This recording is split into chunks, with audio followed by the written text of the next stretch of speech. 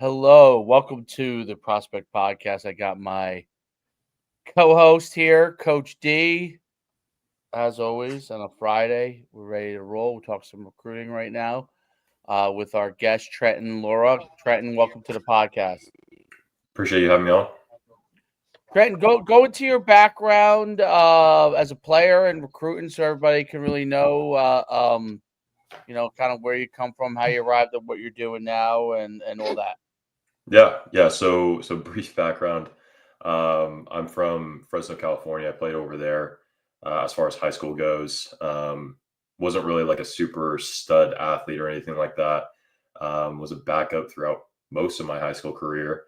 And so obviously when you're a backup, you don't get a lot of film. And so I had to learn like, how do I get recruited despite not being an amazing athlete or having amazing film or having a ton of stats. Got a couple offers out of high school, even though I had that tough situation. Learned how to use Twitter, how to message coaches, how to talk to them, how to handle the process better, and then ended up going the junior college route. Went to Santa Barbara City College, where I was there because I graduated during COVID. So obviously that whole year was kind of ruined because California junior colleges didn't play. So spent about 2.5 years there, and then learned about the recruiting process even more. Still didn't play a whole lot. My buddy Alex Johnson was ahead of me, and he ended up going to the University of Washington. So when you got that good of a quarterback, it makes it a little bit tougher to get some more film. And so still was able to get recruited despite that. Ended up going to Morningside University, which, if you don't know, is one of the more prestigious NAIA programs. And then went over there, finished out my career, and that was pretty much the brief gist there. So. Okay, and then so fast forward, you're tell me about what you're doing from a recruiting standpoint. And before you go into that, when you said you got offers at a high school, like what do you mean by offers? You mean opportunity to play or scholarship offers? Yeah, scholarship offers was offered by mostly NAIA schools. Oh, Yeah. how did you get scholarship offers as a backup? Just curious. I did start a little bit, but I was benched like multiple times, going back and forth, doing the whole quarterback battle thing. Got it. Okay, cool. So talk about like how you fast forward, you got into starting this recruiting thing. What's that about? And let me know a little bit more there. Yeah. So while I was actually playing at Morningside, I started to tweet a little bit because obviously the junior college journey is its own thing, and I was like, oh, I'll talk a little bit about it. I had a unique story, and so I started tweeting, and like one of my first like 10 posts like got 150K views. I was like, people. So I decided to keep tweeting. Ended up people like hearing about my journey, and the one thing that people really liked hearing about was the recruiting stuff. And so I kept talking about it, and then people started to reach out to me saying, "I like, do you offer help?" And I was kind of just doing my own thing there for a little bit, and then fast forward here, I've been doing this for about a little over 2 years now, and it's kind of been this whole thing where we've got 50K plus followers across a bunch of different platforms. So it's been a blast. But yeah, that's kind of the brief background. Just started posting and turned into what it is now. Interesting. Cool. So now, as far as you started tweeting about your kind of your journey, and it resonated with people, and people wanted to know more about that.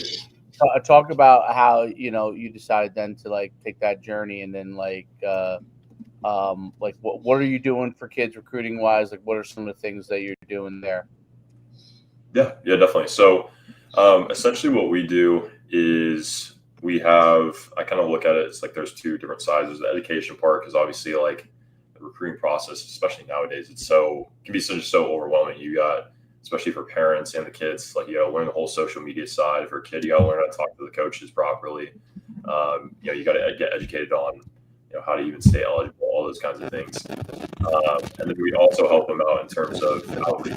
Outreach is such a big part of the recruiting process. So essentially we help them automate the like intro emails, and which saves them a ton of time and ultimately gets them, more responses because they are able to reach out to more coaches than they probably would be able to on their own as well. So those are like the main two things that we do.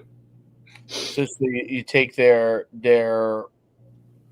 profile and then you help them automatically email it out and track that, I guess. Through Exactly. the okay. And what have been the results on that? Yeah. So, I mean, so far we've worked with over 100 families, and we've gotten them a total of over $16 million in scholarship money just offered to them.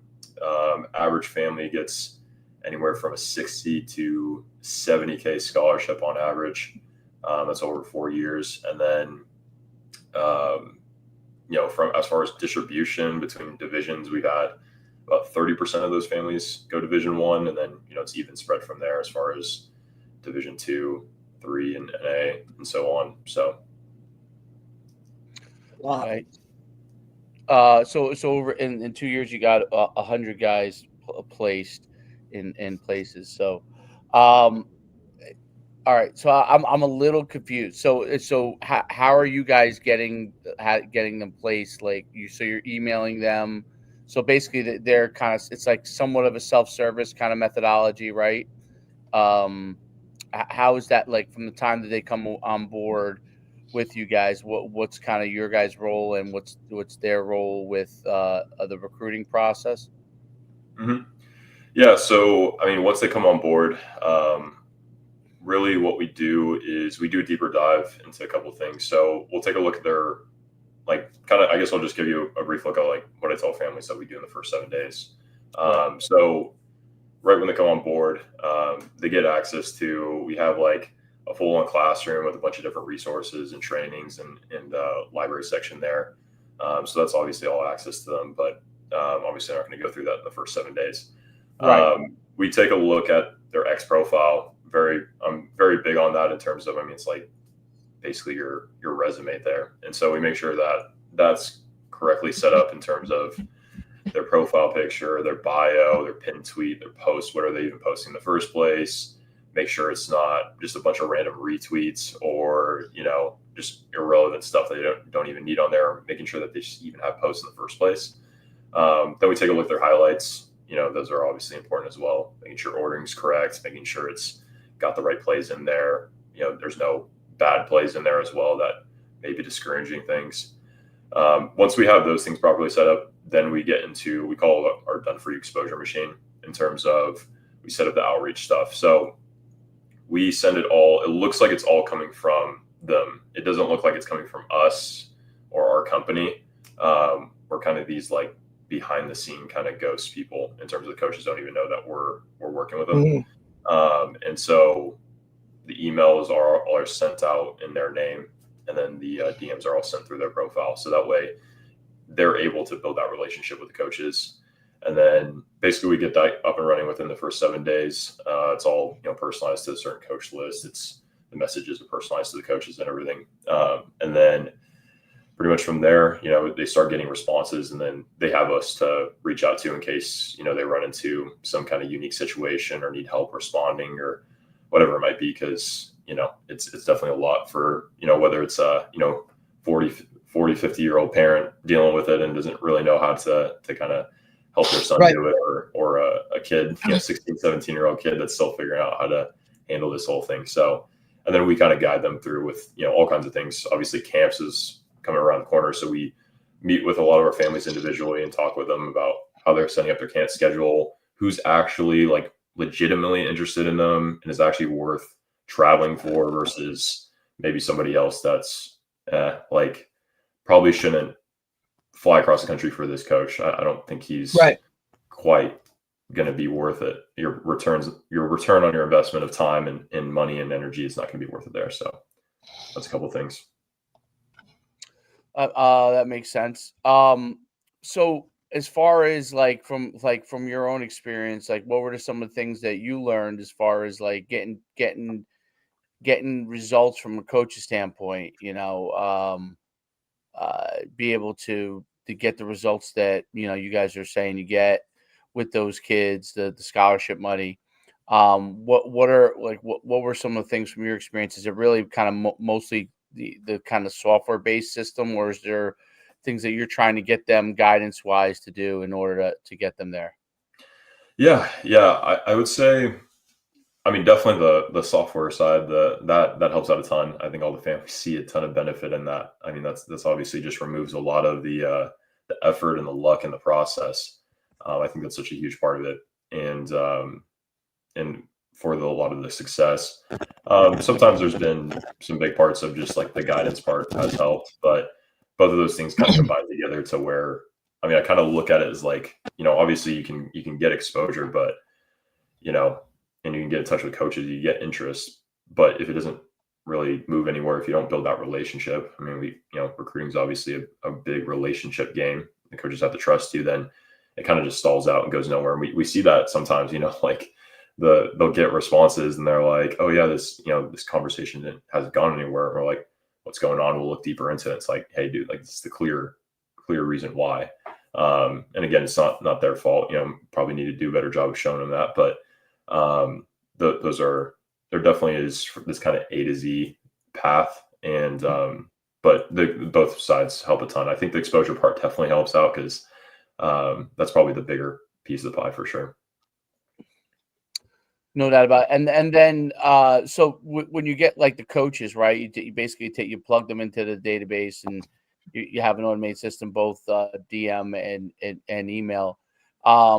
And then the athletes are able to, I guess, see who's responding to them, obviously Twitter directly, and then email to get able to track that. What coaches are inundated with information. What separates what you're getting to them over what other people might be doing? Yeah, absolutely. Yeah, I mean, they're getting absolutely blown up by those messages already. So there's a couple things that we do to separate that. I mean, I will say the first part with the emails, the biggest thing was that we do was we're very comprehensive in terms of making sure that we're getting out of the spam folder. I think that's what a lot of families, if you're doing it yourself, is you're probably using like an @gmail.com domain to like send emails, and that's often going to result in going to spam. There's a bunch of different reasons. I could go into a whole another talk about that, but right.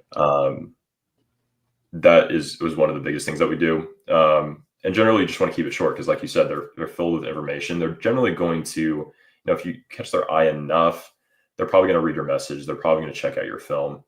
As long as you're not like hit their minimums in terms of measurables, you're probably going to get that look.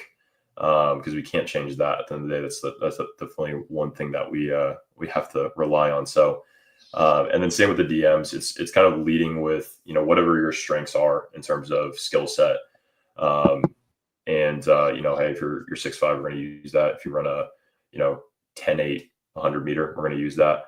We're going to get creative in trying to show coaches the one thing that you can help them benefit in their program, and just at the end of the day, it's not really about getting a response or getting an offer. It's just about, hey, how can we get this coach to watch your film, properly evaluate it? If he likes it, he likes it. If he doesn't like it, then, hey, that's cool. We'll move on to the next guy. And then the other thing is just constantly following up. Like you said, college coaches are filled with information.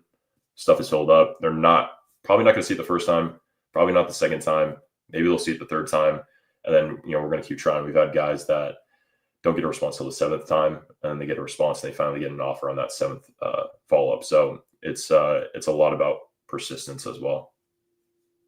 Coach, when you when you sit down with a family and you kind of go into that aspect of it, when you're talking outreach, are you kind of tracking these guys in terms of level of competition, like, in terms of level that you're reaching out to certain, or is it just kind of across the board?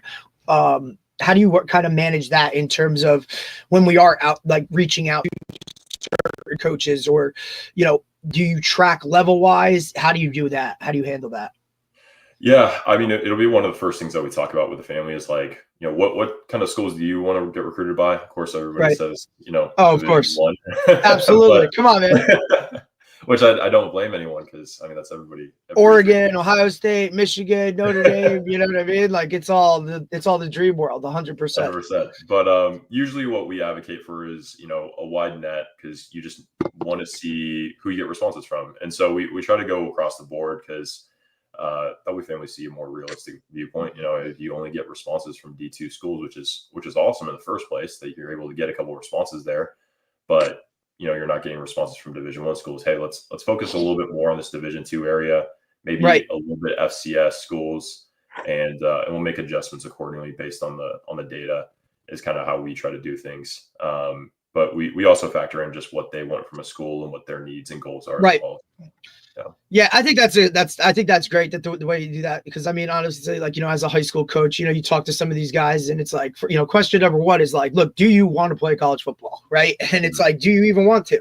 And, yeah, I want to do this. And then it's like, okay, well, look, like, give me a list of schools. Right. And like you said, it's normally, you have some that it's like, okay, well, we're pray to God that this might happen. Right. But highly unlikely, but that's okay, right? Because that's where you start the process along, right? And for the most part, sometimes the disconnect between a parent and a child, right, or a parent and the athlete is there in itself. So it's more like, hey, you need to have a conversation with mom and dad or whoever's in the house, and then create this list of schools, and then we'll kind of go from there.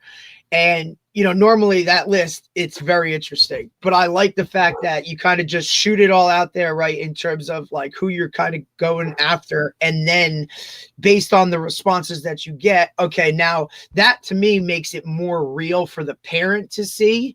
Cause sometimes, they're in la la land, right? Like they think dreams have like all this craziness of, my kid's a Division I athlete. And really, that's kind of not where we see them tracking. I think the response to what is real, right, what actually comes back, I think kind of puts them in a different mindset as to, okay, maybe that is the level that my son or daughter, right, in terms of whatever, kind of goes with.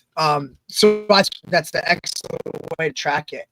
I see it over and over and over again where these lists are just like, until they see the real, or until, hey, they go to a camp that's maybe has more of the higher level guys at it and they don't and nobody talks to them, or they don't get any type of interaction.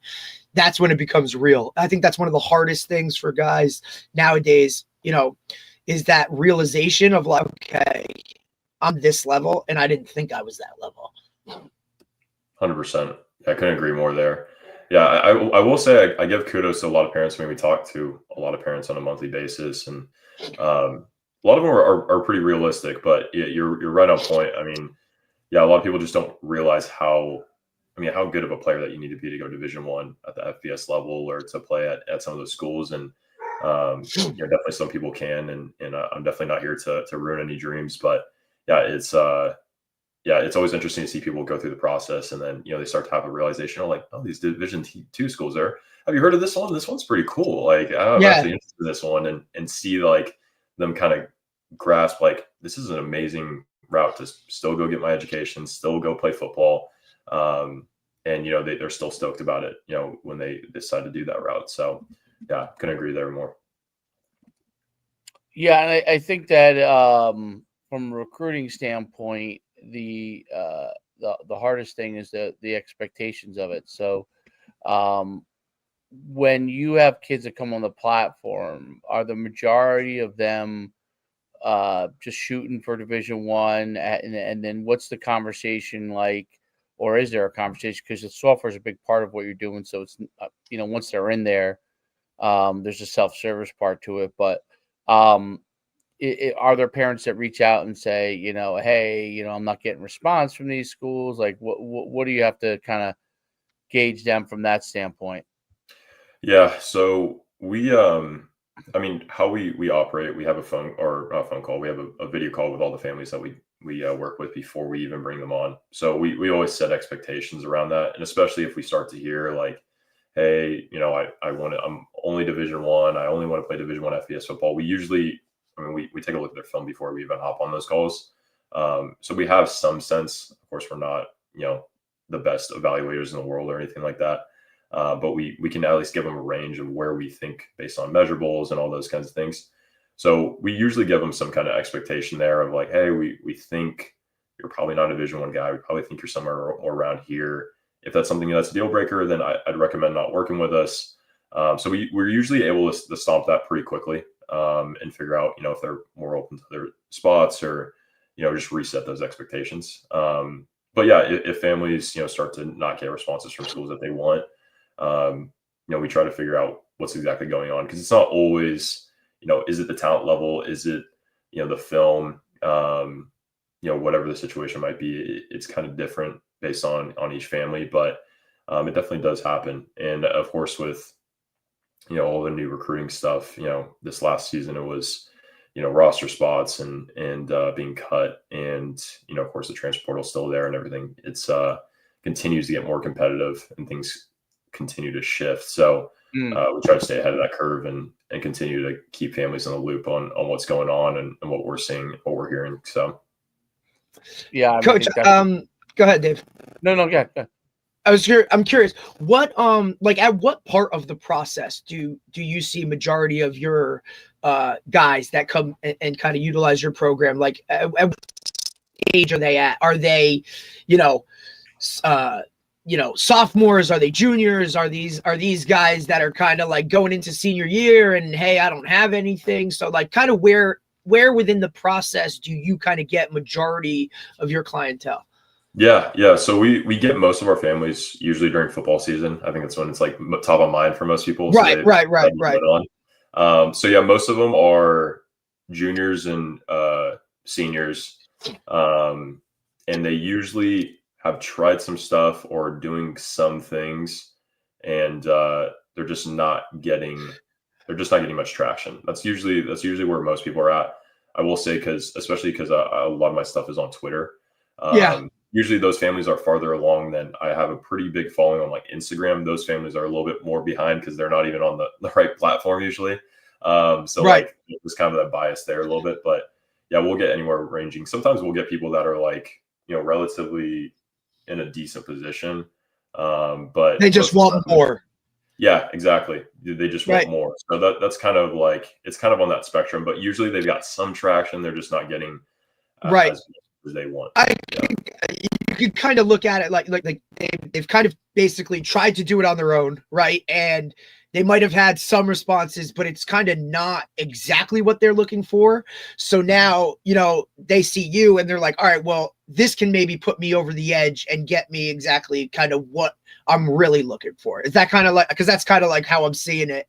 Is that kind of, am I kind of on par with it? I would say so. Yeah. They're just wanting more. They're just trying to like expand or, whatever the certain is. Yeah, it definitely ranges, but yeah, usually they're just trying to get, more interest, and they're trying to find, different schools, and yeah, each person has a different goal in mind, but something around there. Yeah. Of course. Yeah. No doubt about it. As far as where you kind of see recruiting growing, like what and how it might affect what you're doing. Talk a little bit. Yeah, 100%. It's a crazy world, as we all know. But yeah, I see the Division I FBS becoming. I mean, I think we all do is becoming more of a professional game. I mean, I think that our outreach strategy is very effective. I think that at the FBS level, it's less effective. I mean, you could chalk that up to a lot of different reasons, just in terms of like, it's not like kids that can play Division I FBS football in the first place. But I think that's the one thing that'll definitely affect. And it'll just become harder and more competitive as we go along. If I haven't been paying attention to too much of the whole house stuff on what's going on with the NCAA, but if they decide to continue to cut roster spots at the lower levels like they originally were planning to, then that could continue to affect things and make it harder to get recruited. All those kinds of things definitely play a factor, and just, I mean, they're essentially cutting supply while demanding stays the same. That's not a good thing for recruiting. So I do just see it's going to continue to get harder. It's going to continue to get more competitive. people are gonna put more effort into the recruiting process, and so it's going to become a competition of trying to make yourself stand out and show coaches what you got, which I think our stuff will remain effective, but definitely trying to continue to find best practices and refine our stuff. Luckily, we have some good data on things, so we'll continue to use that. But yeah.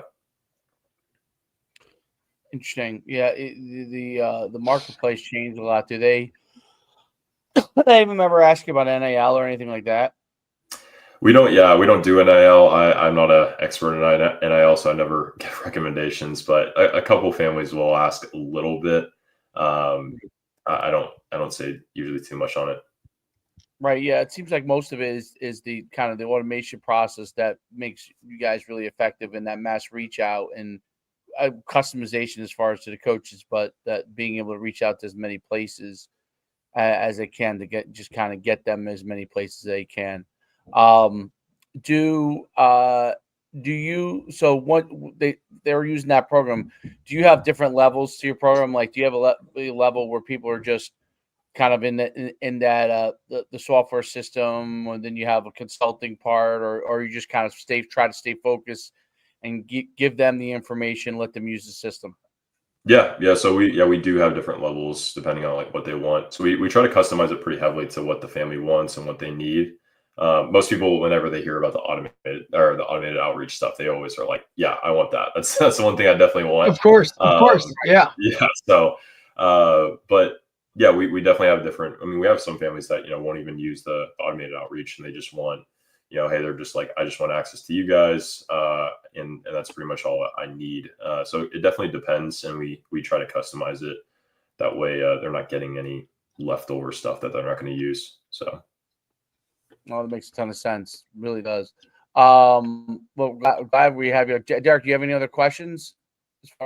No, I think you handled it pretty well. Like, Coach, no, I think it's awesome. You know what I mean? Like I said, everybody's kind of trying to find a way to help all these guys out. And, I think by the way that you guys do it, it's kind of, you kind of put it in their hands, right? Like it's like, hey, let us clean this up and then we'll kind of go from here. And look, if you have questions, it is what it is, right? So the simplicity of it, I think, is what will separate, because some of these, it's just like so intense in terms of certain things and whatnot.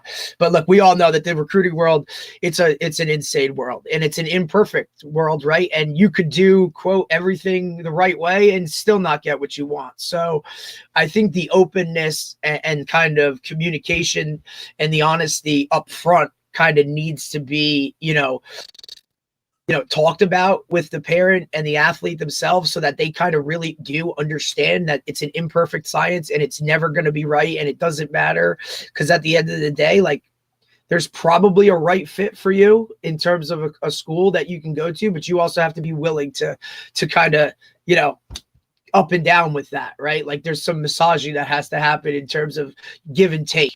Right. So it might not be perfect, but it works at the end of the day. But at the end of it, it is what it is. And, if you want to get where you can go, you got to work at it. So it doesn't matter how it works, but appreciate you taking the time, man. It's really awesome. If there's anything we can ever do for you, let us know. But we'll talk to you soon. Appreciate you. Yeah. Appreciate you having me on. Thanks so much, Coach. We'll see you soon. See ya. Take care. All right. All right, we got a little recruiting on Fridays. So different. What's interesting. Oh yeah. Well, I think with there's two ways to handle it. I think. Well, there's a few ways to handle it, but I think the big part that they do that I think there is a need for is that customized reach out on a level that's mass, right? So it's customizing it. It's customizing it. Let's say they're reaching out to several hundred coaches or whatever. Yeah, that's what hooked me with that.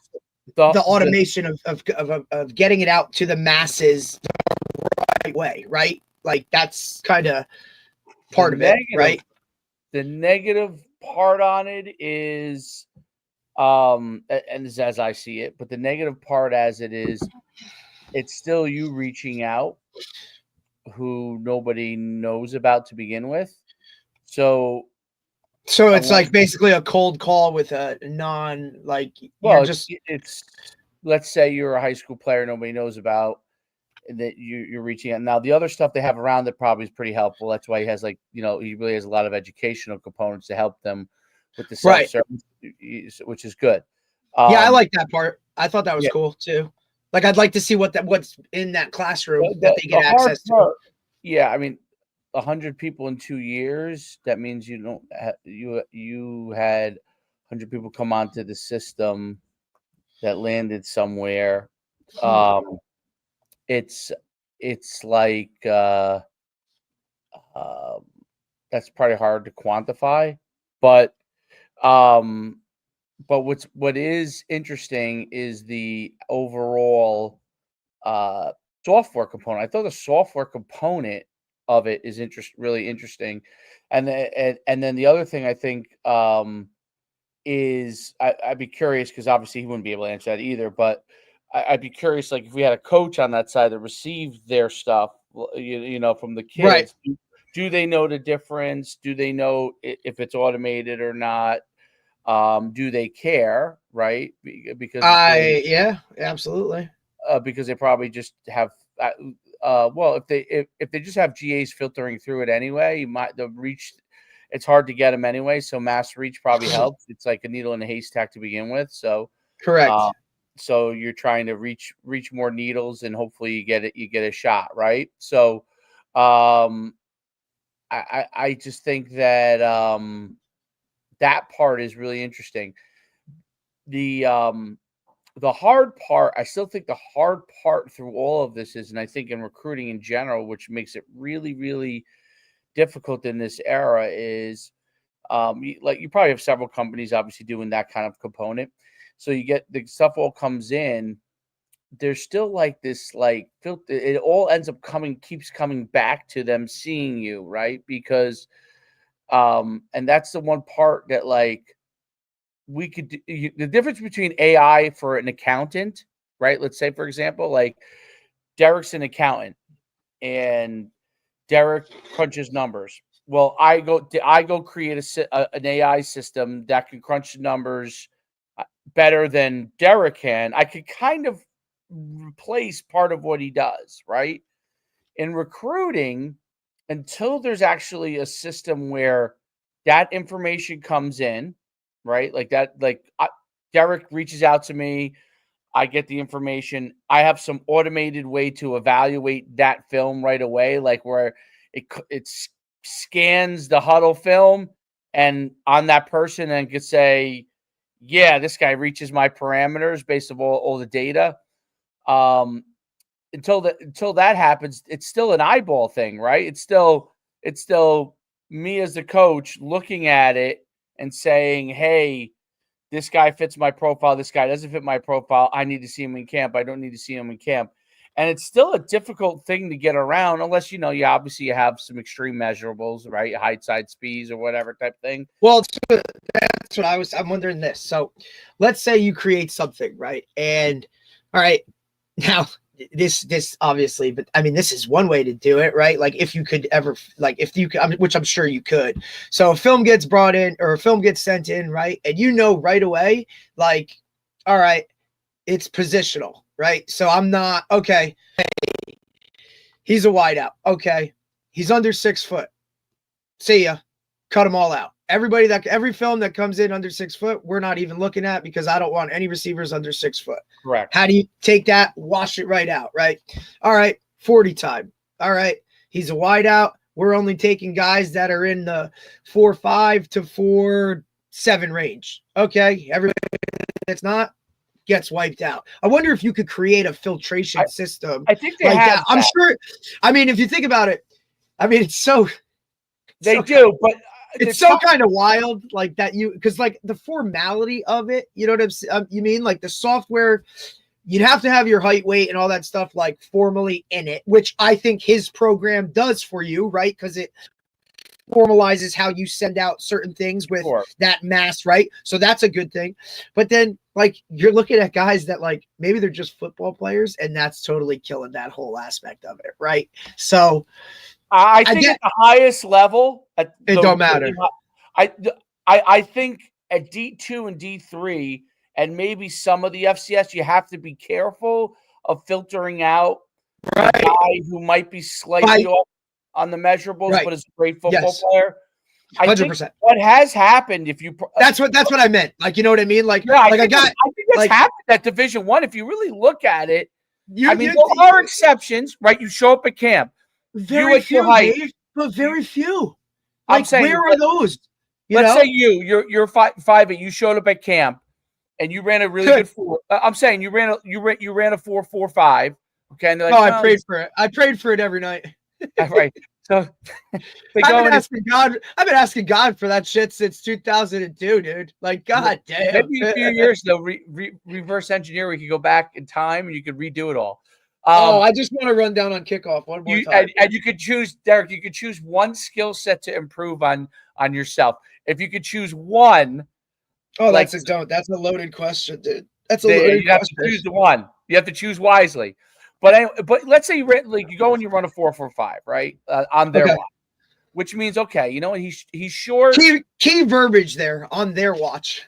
On their watch, he's short, but he's super fast. Okay, I see him run routes. He's you're like a Wesley Welker, right? All right, nice. I end up offering that one guy, right? The rest of the guys, I think you could do that with camp, right? The rest, absolutely. You don't have to worry about it with the rest of the guys. You could just filter at Division I. But I also yes, absolutely. Guy shows up at camp is phenomenal. That doesn't fit anything.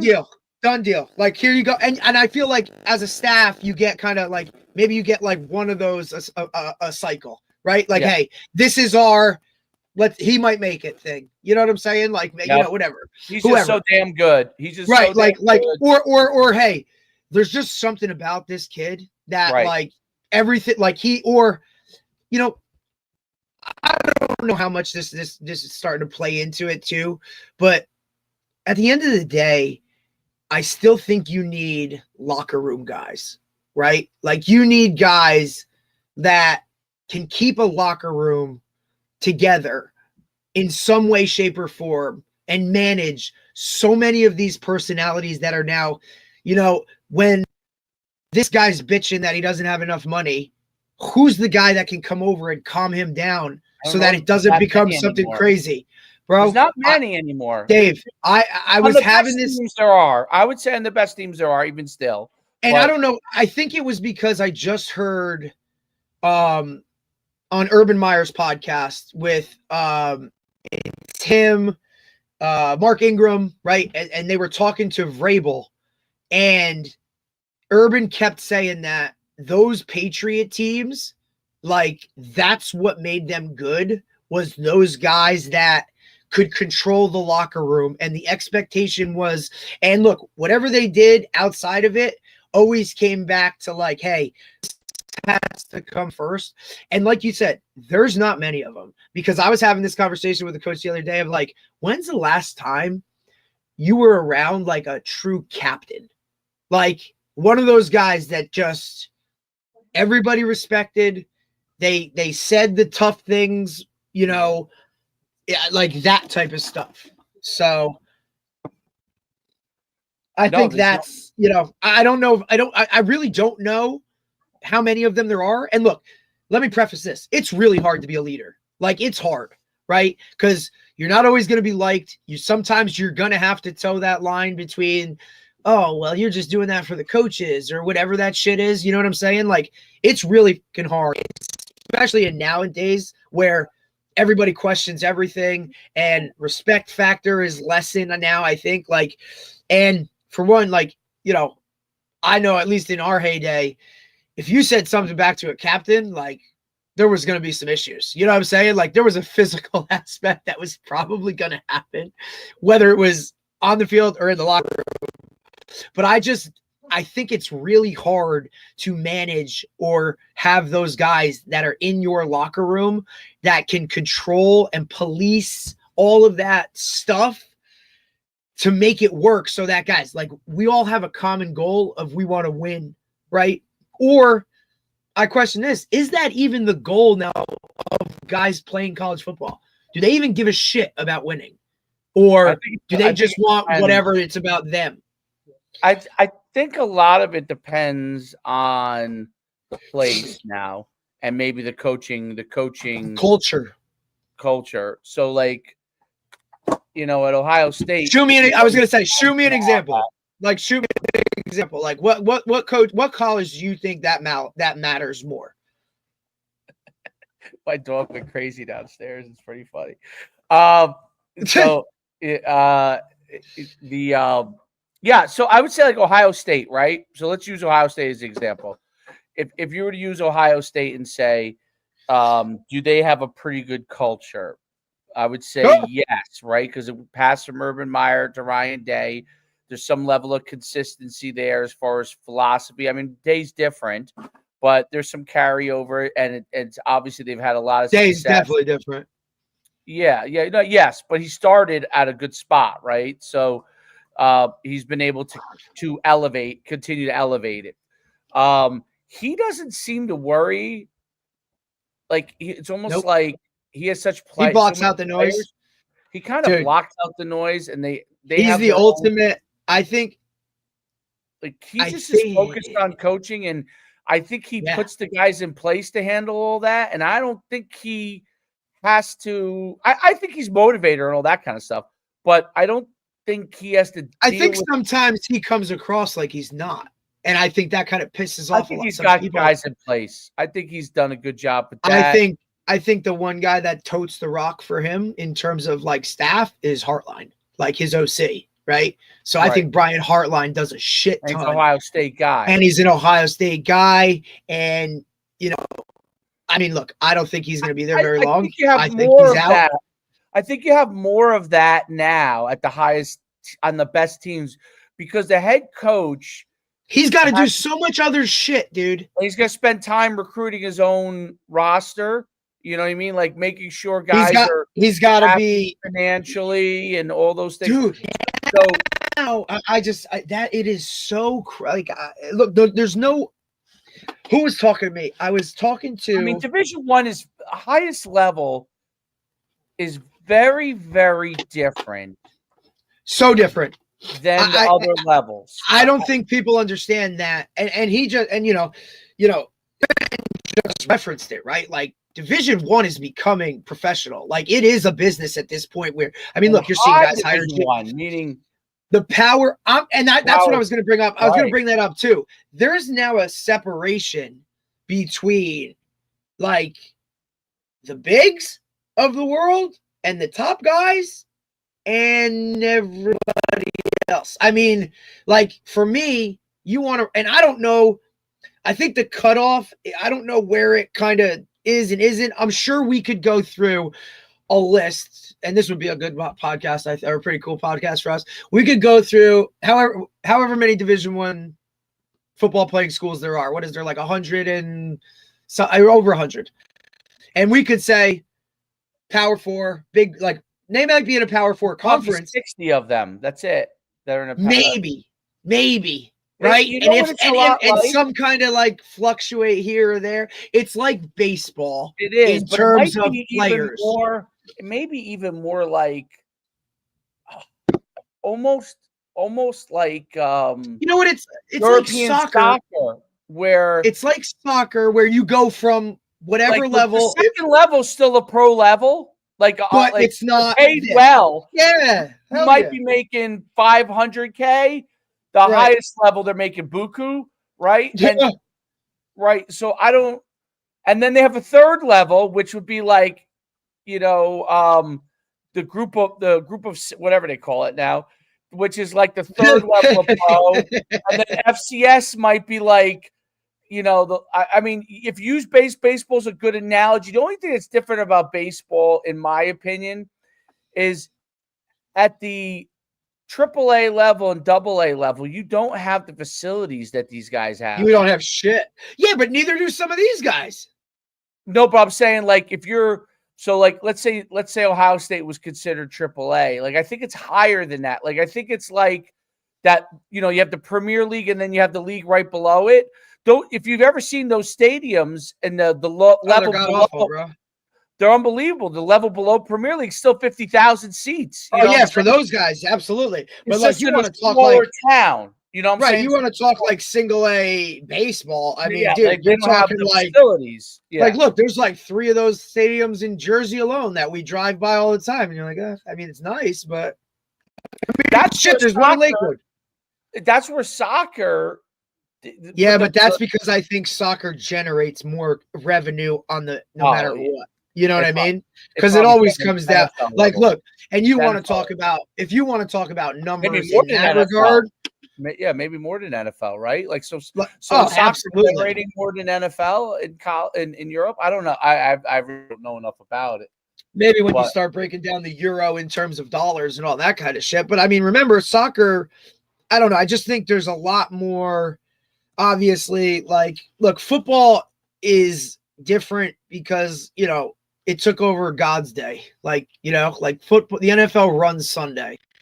And they developed a niche on a market that's very much USA only based. And now with them trying to branch out, right, internationally, and and I don't know, it's very difficult to see it go international because the sport itself is expensive, right? We talk about this all the time, like to outfit every single person and equip them the right way, you're talking $500 easy, right? Like, and that's lowballing the shit out of it.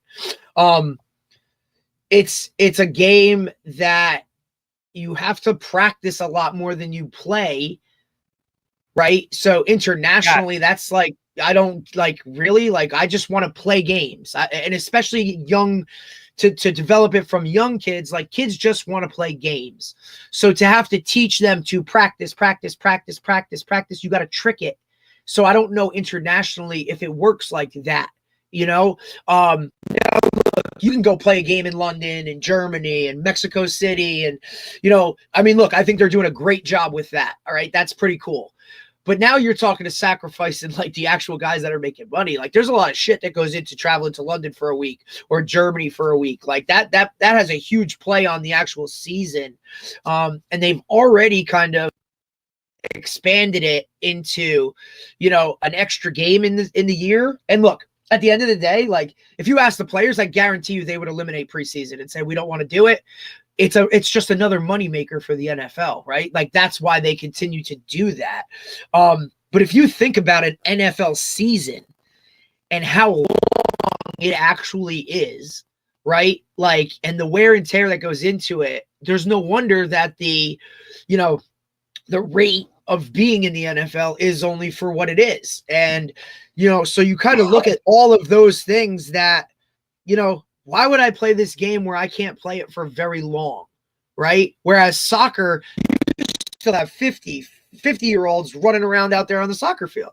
So I want to read this to you because it's interesting. So the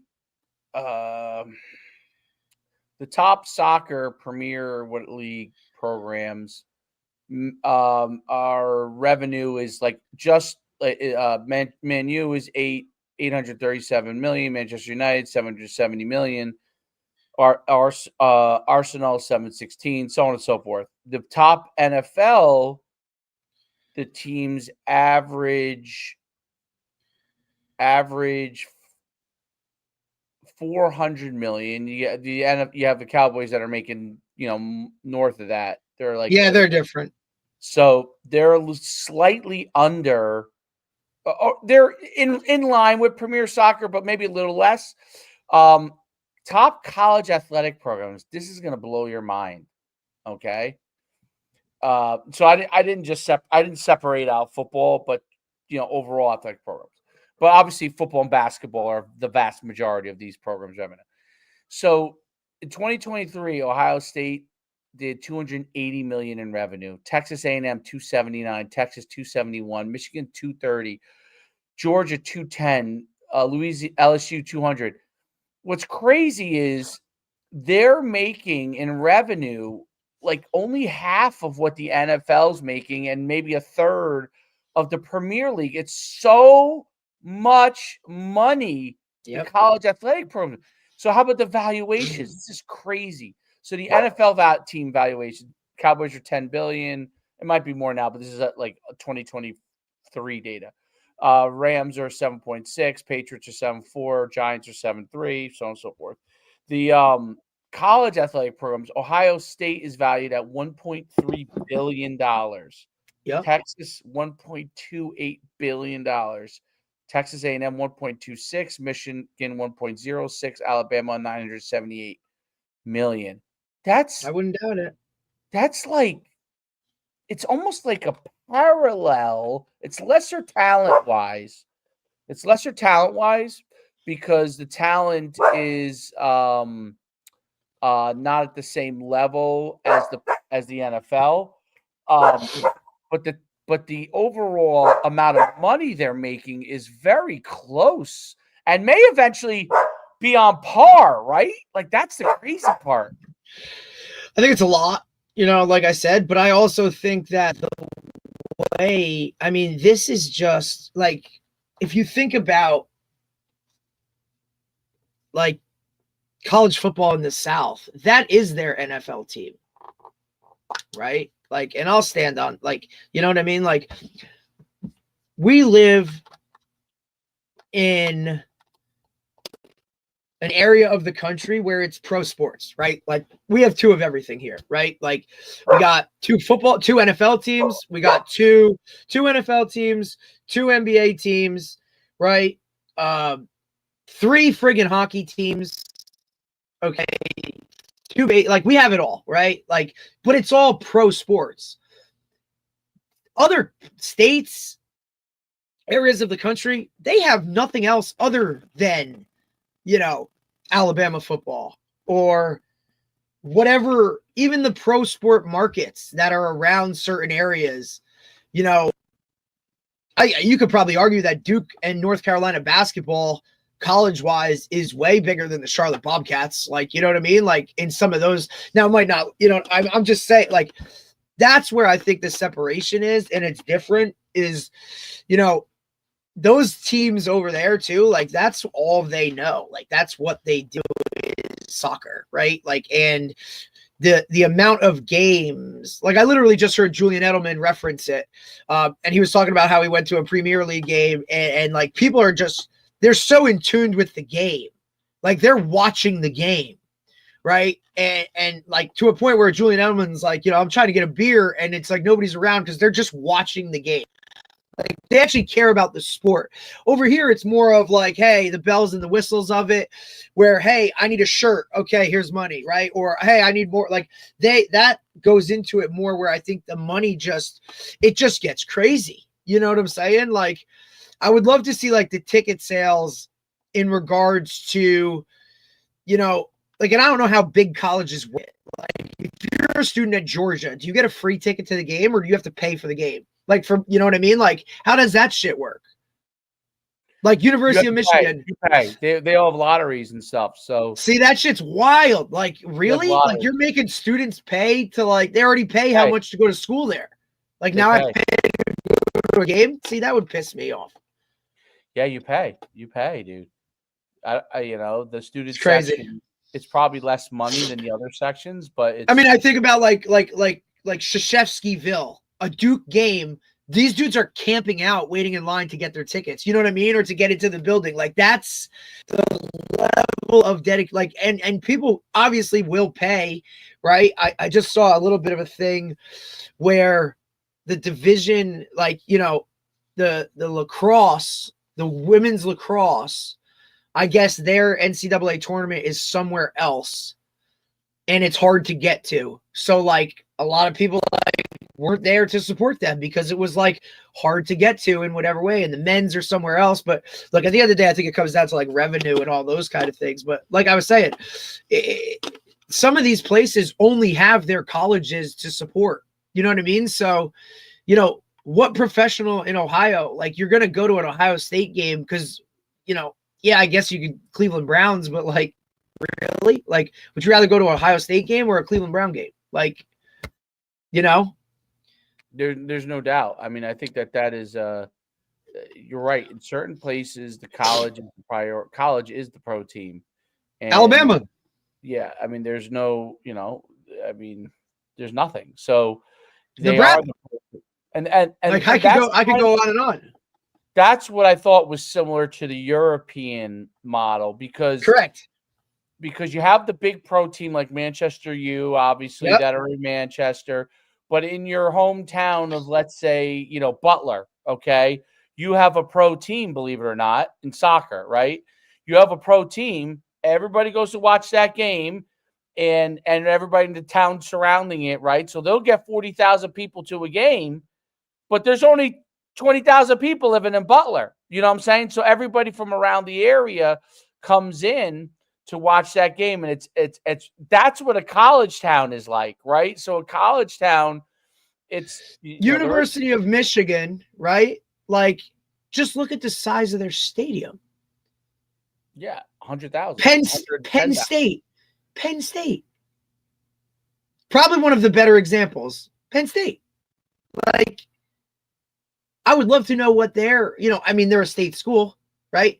Like, or it's just college football, man. It's a business, and I just hope that it doesn't start to become like too much of. I think it's already at the highest level. I think that player coach connection is kind of like, now with like even hiring GMs, like, how's that going to work? Are they just going to go to say, like, the receivers coach and say, hey, here's the targets we're going after. Like, go talk to these guys. Like, your input doesn't mean shit.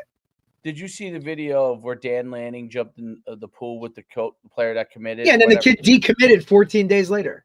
Is that crazy? That's the whole thing to me. That's the shit that pisses me off. Like, not pisses me off, but – and look, that kid has the right to do that, but here's the extent that this guy is going to get can you see your – like, listen, I consider myself, like, players – I have always got along well with players. Yeah, I think I'm that. Yeah, I think you're that too. Like, I always got along with them. I've always understood their side of things. Yes. As a coach, a college coach, I think you almost have to be willing to just swallow a little bit of your soul to get the players you want, because you have to. Absolutely, dude. You have to do things like that. Jim Harbaugh, right? Sleeping over kids' houses. Like you know what I'm saying? Pride is not important. You don't need pride. Like, it's not. Well, also, if it's not about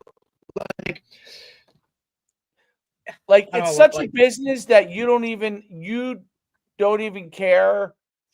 Like that doesn't. That shouldn't bother you. Like like he's a really respected guy. I thought it was pretty cool. And he's been. I love that kind. I like really cool. But now he got. I love that kind of shit. Like, he potentially gets burnt by it. Like, I just think that part of it. Right, that sucks. And you have to, like you said, you have to swap. But I think if he just goes, it's hard to come in the office. Could you imagine going in the office after that? Like, you have to be able to laugh at yourself. I mean, that's where I was going with it. Like, you have to be. And look, you Coach have Palazzo, you can't take yourself seriously. Coach Palazzo from Montclair State, I think, said it the best when we had him on the show the other day, especially for being at the level that he's at. He said, like, guys, and you heard him. You guys could go back and we could cut up the clip if you want to. And he said, look, I can't get salty when a kid doesn't want to come to Montclair State because he wants to go somewhere bigger. Like, I can't take that personally, whatever. You know what I mean? Like, or if he says he's coming to Montclair State and then gets a legit opportunity to go somewhere else and go somewhere else. Like, how am I can't now take that and get us. I think it's another like jump in a pool as like, hey, I got my guy. Well, I think it's like, well, now what he jumped in the pool because he was excited that the kid committed. Is that what is that? Oh, I think so then what the hell? Like, to me, that's all right. We were pumped. All right. The kid made a different decision. I jumped in a pool. I think his response to that, if he now goes and owns it and be like, you know what? The next kid that commits, I'll jump in a pool too. You know what I mean? Like, I also think he's that type of coach, like kind of like Dabo was a little bit, right? Like he was that kind of guy that would do some shit like that or whatever. Like I don't see Urban Meyer like going to jump in a pool. Like, you know what I mean? I'm sure as hell wouldn't have seen Nick Saban go and like jump in a pool. I don't see like Greg Schiano go and jump in a pool. I think guys just approach it different. Would be like, I ain't jumping in that pool. You want to come play for me, or you don't want to come play for me? Right. I think Jim Harbaugh would jump in that pool. I agree. He's now. I think guys like that are just a little different, right? Like even look at your NFL coaches. Some guys have that cool vibe to them, right? I think Mike Tomlin is the ultimate example of like guys respect him for who he is. He's real, but he's also.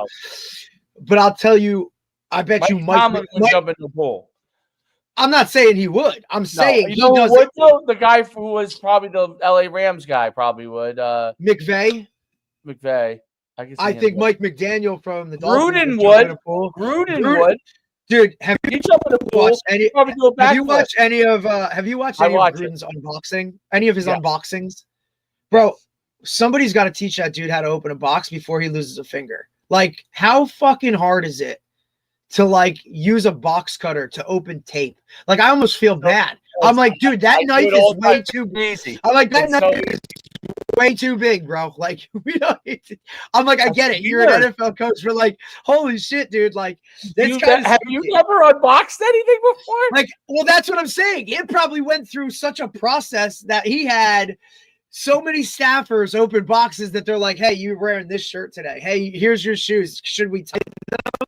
Like some of these guys can't do the day-to-day around the house type shit, which is so wild to me. But I'm telling you, dude, that, right? He's created a monster with that, dude. Like he gets like he gets a gazillion boxes a day now.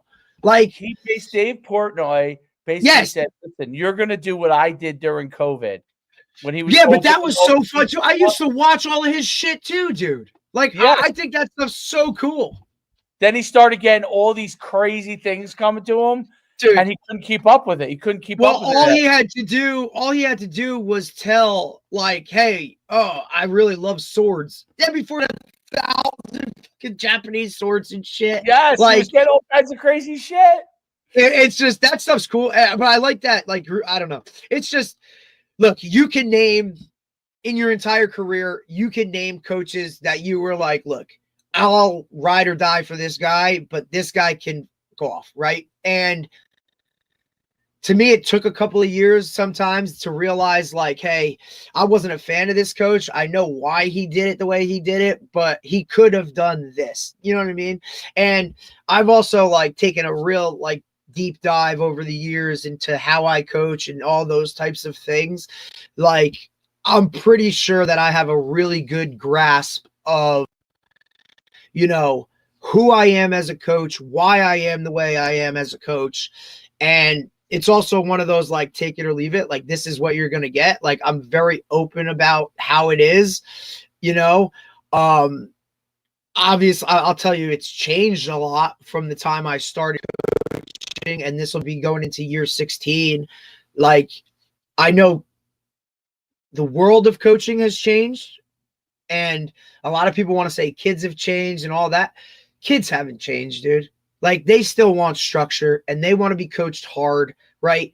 It's parents that get in the way of that. Correct. And like, oh, well, these kids are always on their phone. Well, they were raised on a phone. Just like you were raised to be outside and do all that shit. That's how they're raised. So adapt or die. And those guys have kind of figured it out.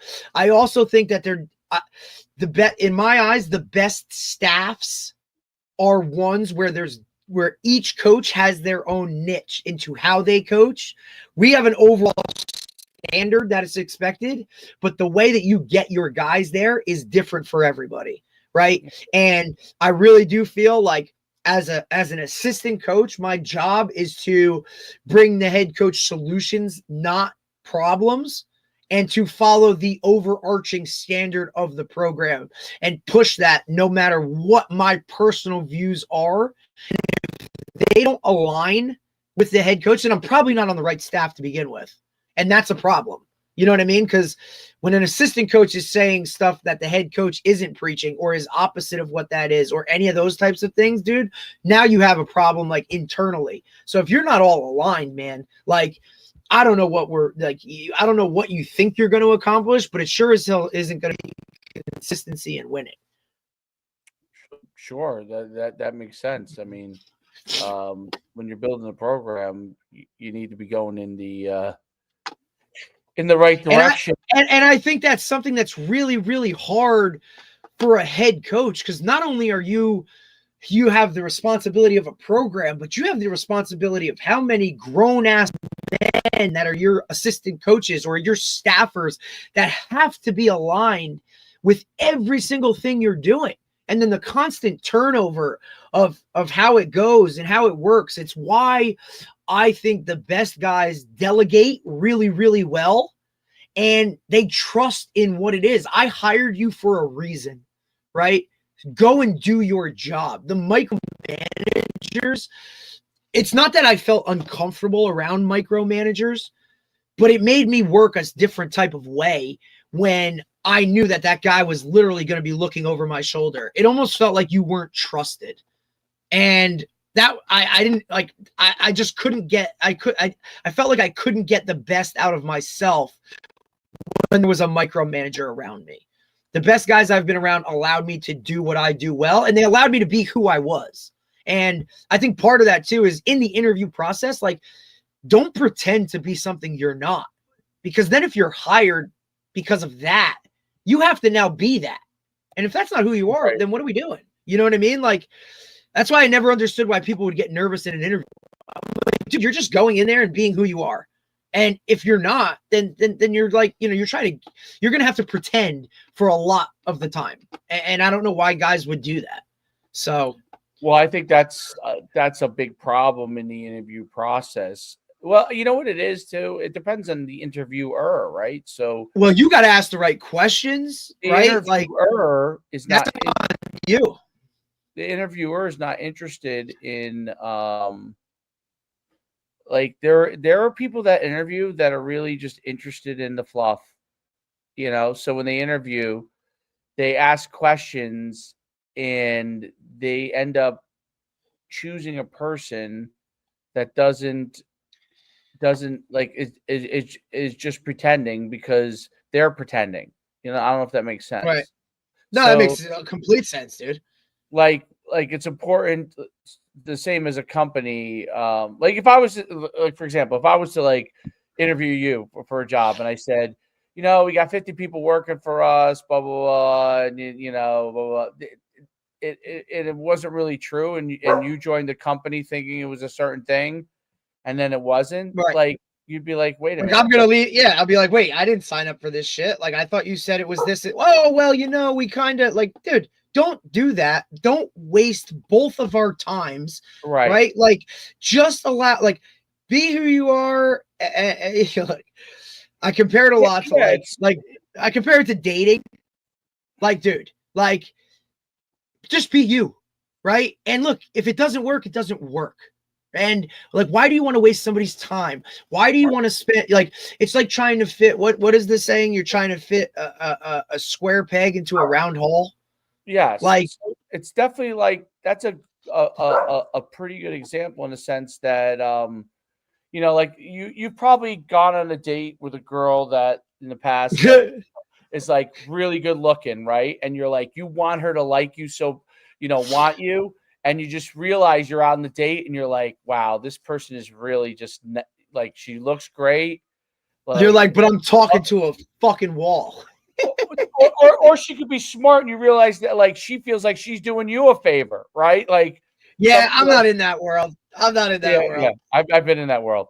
So I could only, and look, I could only imagine what it's like now with like this interactive dating shit where like everything's through an app. Like, you know, you used to just roll up and be like, yeah, you want a drink? Like, now it's like, we're going to meet on a date. And like, here's your profile. Like you meet a girl out if you were out and then you go on a date and you're like, whoa, this is a radically different human being, right? So yeah, you're like, wow, you were different when you were 7 shots deep. yeah, yeah, it's totally, which is true too. Like that happens. So it's You're like, wait, you told me you were in school and you were graduated. Oh no, I work at Domino's. and that's, I think that's a difficult part, and that's difficult in Shit. in interviewing and getting people to I jobs.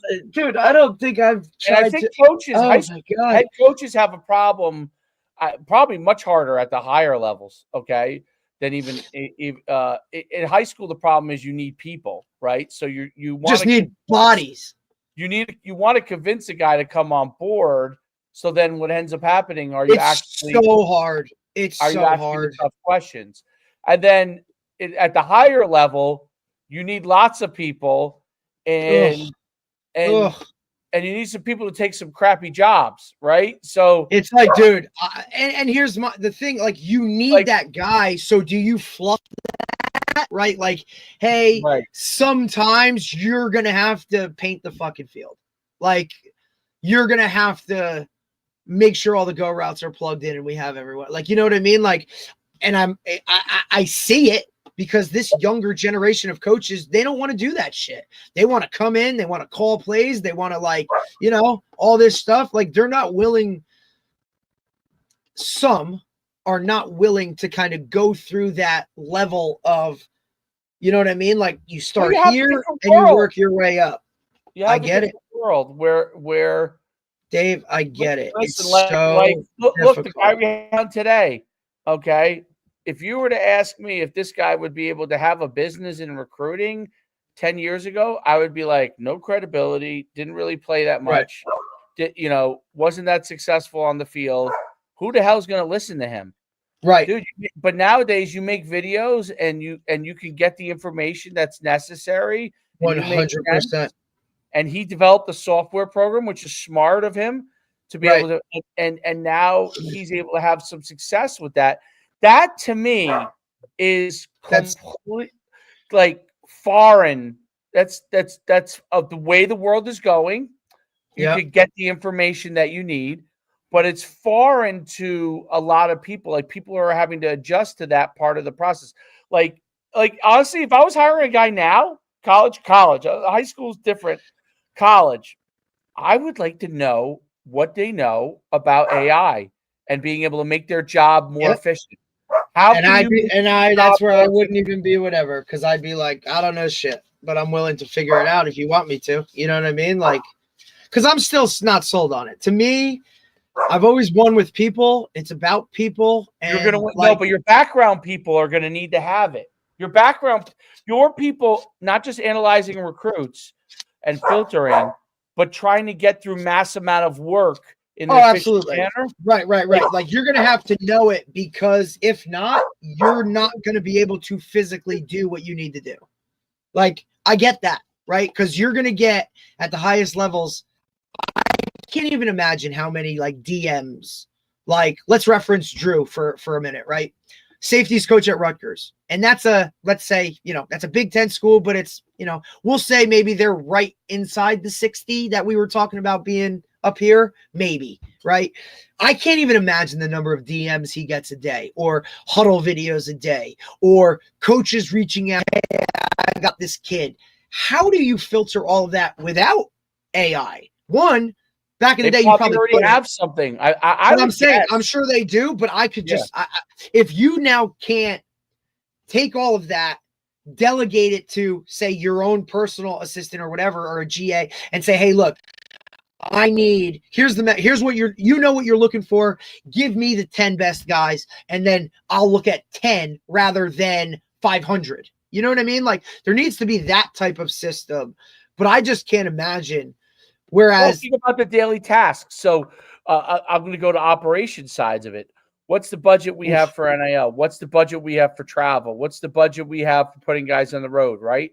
The more efficiently and effectively you could do that, absolutely, the better you are. So, like, if you're a young guy and you come in and you could let's say you could develop your own little scripts that help you with those things.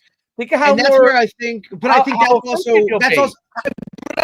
I think that's also part of the damn job is like, because now what's your ultimate goal? Do you always want to be an assistant coach? Do you want to become a coordinator? Are you looking for a head coach? And if you are, what level do you want to hit? Are you an NFL guy? Do you want to stay in college? Like, what do you want to do with your world? And then that's where you develop and formally, like, look, I've been putting it together for the 16 seasons I've been coaching, right? Is ultimately what I call my head coach binder, where if I ever were to be a head coach or interview for a head coach, here's everything I have, right? Here's my book. Here's how I would approach this. Here's my drill book. Here's my positional stuff. Like, here's everything I have that I've collected over 16 years. And here's the system at which I execute it at, right? Here's the game plans. Here's all of those types of things are in that binder that I could pull out at any moment. And you're constantly working on that and tweaking your drill notebook. It's just a matter of taking it from like the old school way where we used to handwrite everything and do all of those things, making it now like, okay, now it's all on, a USB. It used to be a little USB that you had everything on it. And now how do you formalize it? How do you structure that? How do you continue to evolve with that? And now it goes from USB to the cloud, or now it's at the touch of your finger that you have all of those things. I think that's part of your job too, is to develop that as you move forward, right? Like, and you got to be to me, if you want to be great, the detail at which you need to put things into it. And I think I want you to see something that's interesting, right? Like guys overlook a lot of those little things. I typed this in the chat GPT. Okay. Develop me a practice plan for wide receivers that is needed for 2 15-minute segments that are key to getting better each day, a 4-day plan that includes all the skills to make them elite D1 player. Okay. Like, this is what like young guys are doing to help. Like, all right, here are the 4 days. Here's each segment, 1 and 2. Day 1. Yep. Here's your segment 1 drills. Here's your segment 2 drills. Day 2. Now, here's your and so it goes through each thing. Now, I'm not saying that it's perfect. It seems pretty good actually. But here's my, like, it's amazing. Right. But let me now go and play like, devil's advocate by literally just going and making it that easy that could just spit it out to you and not have to go through the actual work to find all of that on your own or talk to other people that would tell you to do that. Does that cut you short in another facet? Because to me, one of the greatest things about this profession in terms of being a coach is the networking at which you meet other guys. And to me, it's all about like stealing all your stuff. You know what I mean? Like that's coming from ChatGPT, where I could have gotten all of that from talking to 10 coaches. Right. So if you're able to shave time off of your development and get better quicker. Right. But I'm saying, are you now being shorted by not talking to coaches because you just typed it in? To me, to me, it's like that's where you get shorted. I think you need both. I think you need both. If you could, I think that if you could have that level of balance, I think that's important. I think you need to talk to people who know, right? Because they've done it. But you also need to, like, they're usually going to share with you 1 or 2 drills, right? Or 1 or 2, like say wide receiver. Here's what I like to do with my guys every day. Like, this is, this always helped me, and this always helped me. They're not, and if they were going to share with you their training plan, which most guys will, because everything now is an open book. ChatGPT pulls it from all the sources on the internet. So every guy has put a plan out there. Every guy, so it's pulling from sources. So it doesn't mean it's correct, 100% correct. You have to still look at it, but it can cut down your time to implement things. It can cut down your time, and then you can focus a lot of your time on, is this working or not? Like, is this what I'm doing? That's what you're going to see happening. So, like, what's going to happen is you're going to have the old coaches who know what to do, who are really good, who have the skill sets of all the years of knowledge. And then you're going to have a lot of younger guys that are going to come into the game that are going to develop knowledge very, very quickly, and then test that knowledge to see if it works, what they've been able to garner, and to see if they can accelerate more quickly in that process. Absolutely. Because look, if there's a benefit to it, if you can accelerate quickly, you could rise up the ladder faster in college, and if you can rise up the ladder faster, you get paid faster, right? Because you start out very low. But is payment the ultimate goal? I would say a lot of the college coaches, yes, 100%. Yep. And you see, and that's where I have a serious issue. If you're chasing a paycheck, then I don't think you're in this for the right How reasons. many of these guys are going? If they weren't chasing the paycheck, they would stay at a place for more than 1 or 2 years in college. Well, unless they're chasing a level. No, I'm not talking about when they get fired. I'm just saying, but I'm saying that, I'm saying if you're at one place and you really okay, but it's a Division III, and you ultimately don't want to be out of Division III, then you know what I mean? You're chasing the paycheck because you're still chasing going to the highest level and chasing a level of. But I'm saying performance slash monetary. Performance slash monetary. I would just you because I want to move level. You want to get but it has nothing to do with money. I just want to coach different players. I would say that about half your guys are that, and I would say most of them are a combination. Yes, right. They want to coach the highest level, but the highest level also gives you the most financial, the monetary, right? But I also think with that comes a level of work that you now have to increase, right? So if you're not willing to do the work, then you know what I mean? I think it's just, obviously to me, the higher the level, the more work that has to be put in. And if you're not at the end of the day, if you're not a worker who's willing to literally put it all on the table and get after it every single day and consistently be at that level, then I don't stay in high school and wear a polo, right? Because you can see that, right? I think it's one of the first things that jumps out. Look, everybody hits the ground running the first 3 days, but the consistency of can you keep it dialed up like this at that level over a long period of time? That is where kind of what I think separates the good ones from the great ones.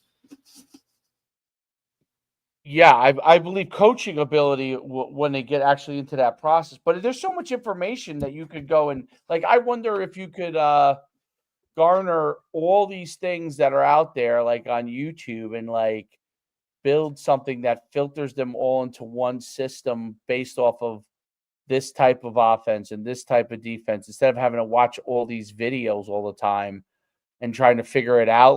If I watch this guy right here and he has all these videos broken down and then he has certain things covered, then I got to watch this guy over there. I wonder if there was a system that could pull them all in to and then be hey, I want to run I mean, college odd front, cover 3 in the back end, bam. And then you get right now it's randomized. Clips. It's randomized. Right. You get it randomized. You get it algorithm based. Algorithm.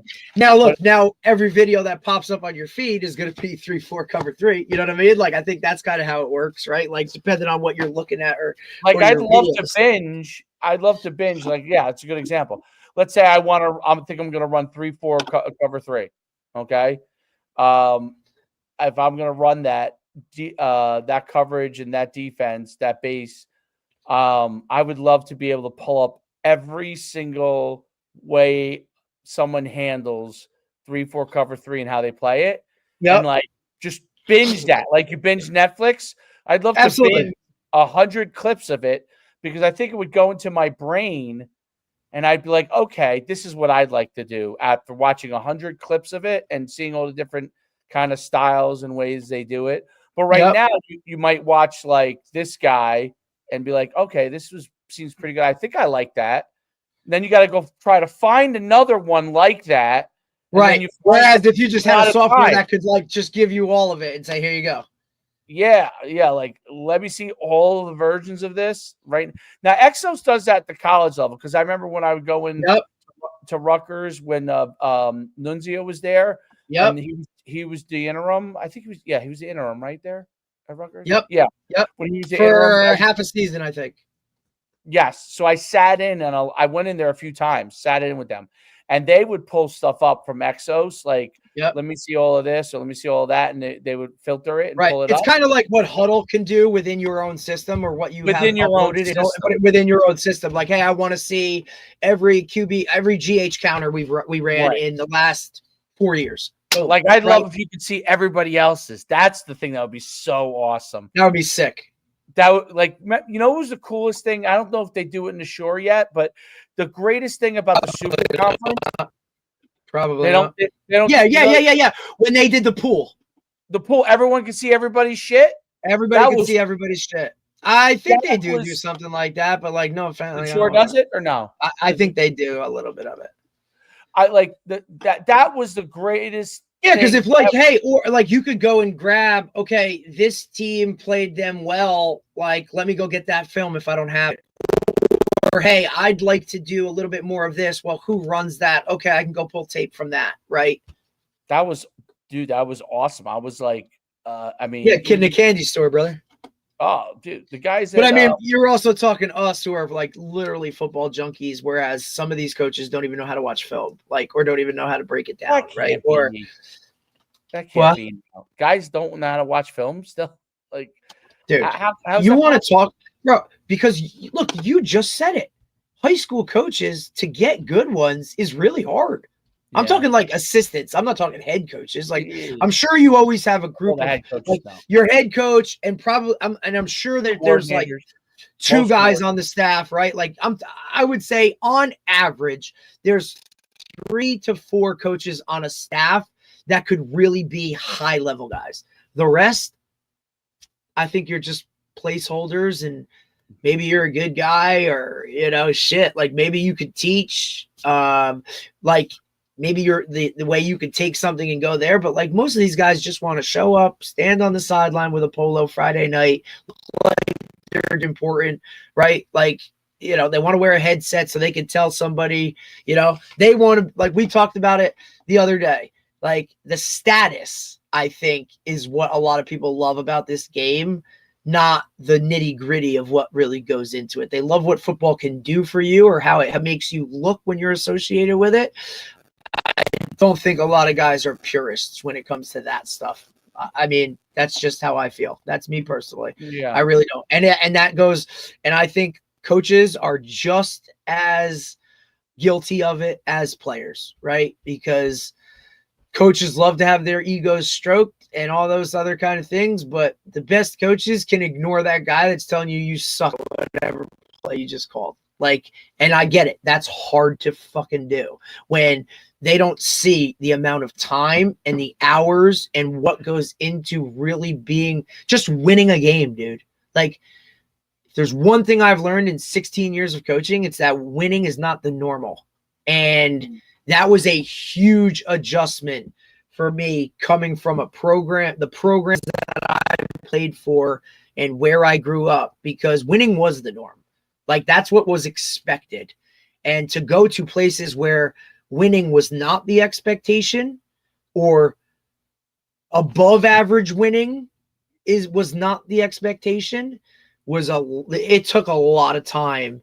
And look, I'm still not okay with losing, but I understand why it happens more than winning does, because it's really, really hard to win any game at any level and then consistently do it. You know what I mean? Like, I think it's why now I savor wins so much more, and I savor high level players, because you don't get them all the time. You know, I think it's why I still do a lot of the stuff that we do in terms of that, because I enjoy being around really, really high level players, but it's definitely, you don't get them all the time, especially in a public school setting. Like, you get what you get. And if you don't just take that and develop it, then you're not going to be very good, or you're not going to have a product where guys are going to want to stay. They're going to want to leave, because that it is now, man. Like, and it's not good, bad, and different. I have my opinions on it.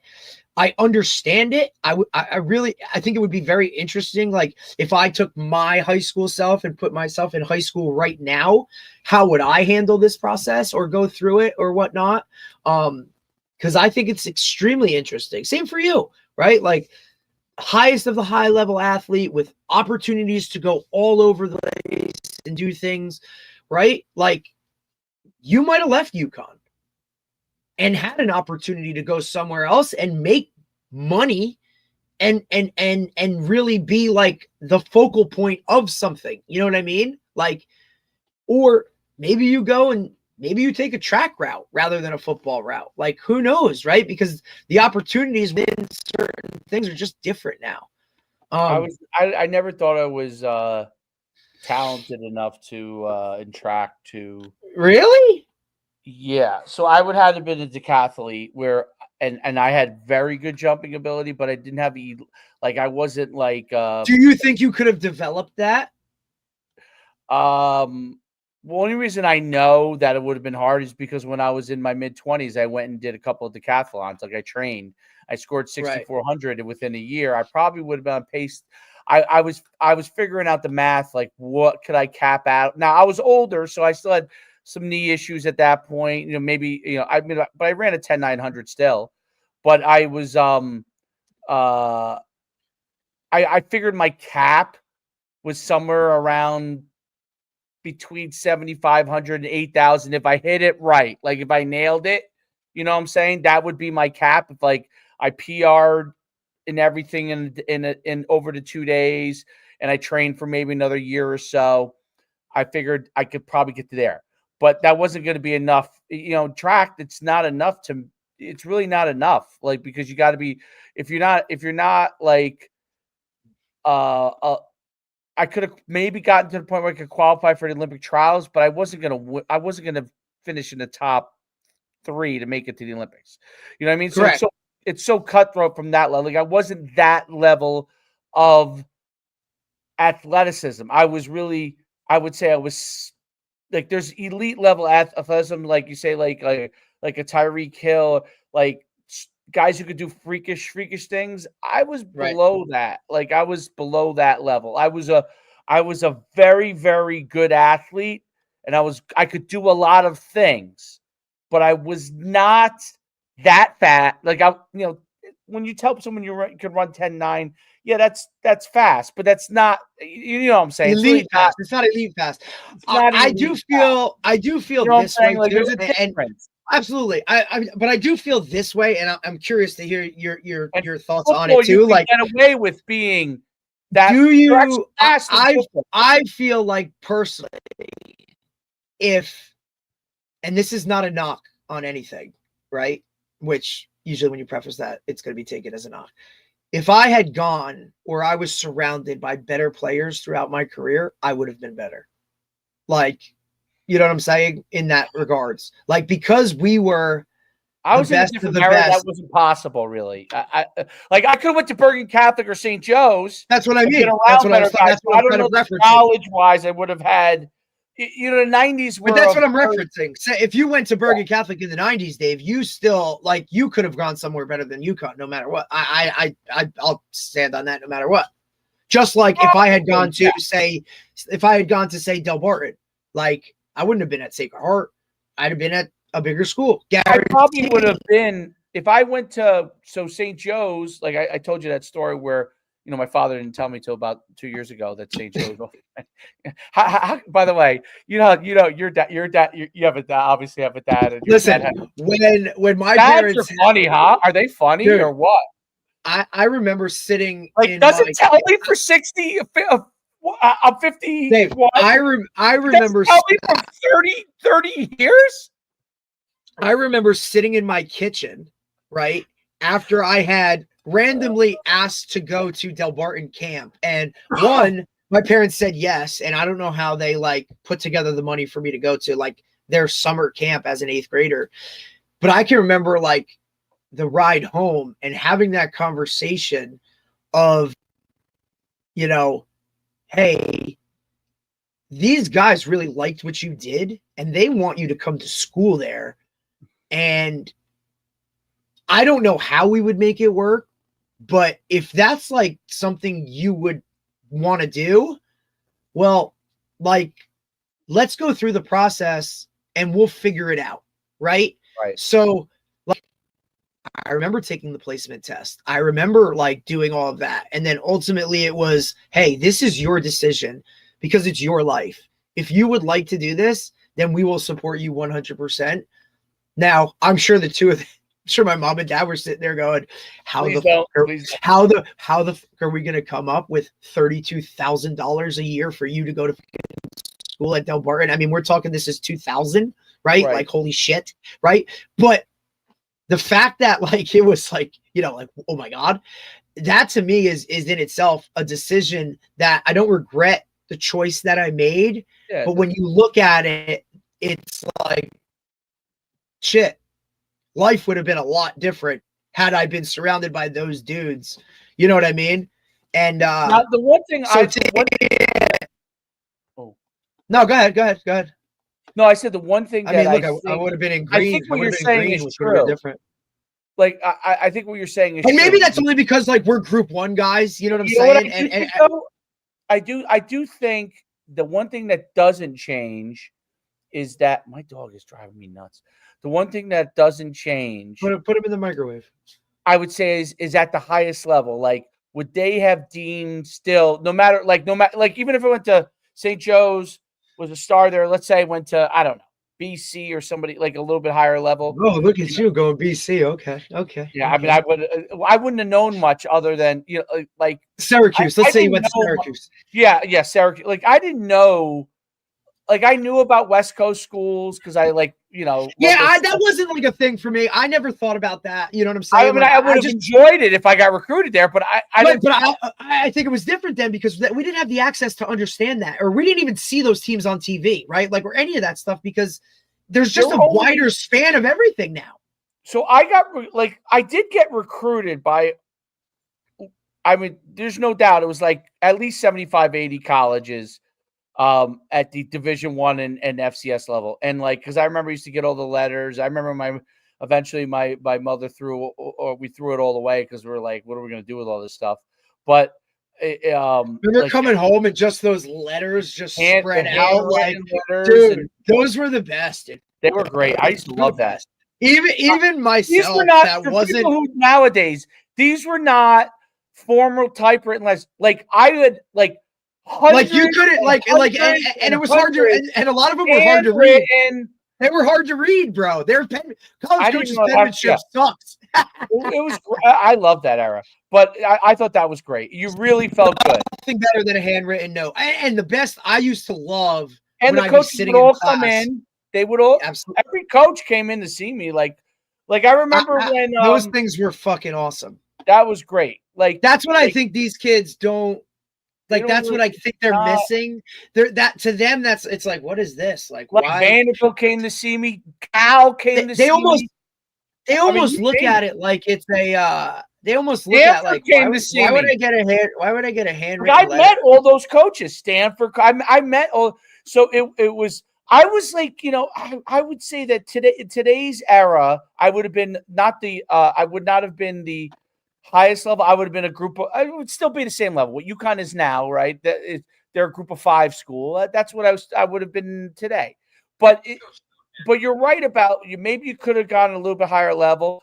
The only thing I don't like, if I think about it, like the one thing you can't change is your kind of genetics.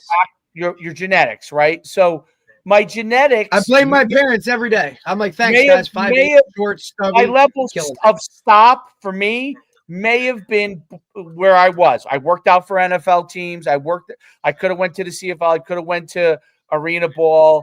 I happen to have an MBA, so I was like, you know what? If I'm going to make $40,000, I'm going to make it. You made that choice. I'm going to make it working, right? So. Right. But I didn't get picked up by an NFL team. You know, I know what it's like to have an agent and all that stuff. But it was but that may have been my cap anyway. You know what I'm saying? Like, no matter if I went at a higher level, even if I started there and was a star, maybe that was my cap anyway. I don't know, you know. I knew that playing wasn't going to be the end-all, be-all for me. I wanted to play football for as long as I could and then use football after the fact in terms of, okay, I'm at the highest level I can play at. Now I'm going to GA for 2 years, and then I'm going to attach myself to these coaches that I believe in what they are or who they are or how they are, and I'm going to follow them. Hopefully I create an impression that they want to take me when they take that next job. That was my entire philosophy going into it. It's why I chose Sacred Heart. It's why all that. And then life throws you curveballs, bro, and you have to make decisions ultimately for, you know, what it's going to be. But I knew I wasn't going to be. I was just happy that I was getting the opportunity to play at that time, 1AA non-scholarship school, right? I wasn't salty about not getting a scholarship full. Like, you know what I mean? Like, I understood it. And I think that might be why it's hard for me to not understand why kids don't understand nowadays. Like, how do you not realize what level you really are when you're going against these other guys or nobody's talking to you? Or I understand I can get there mindset, because I still had that too. Like, I could play there if I wanted to, but the realization of understanding, like, I want to go somewhere where I'm going to play, right? Like, because you have that long, I knew my time was numbered.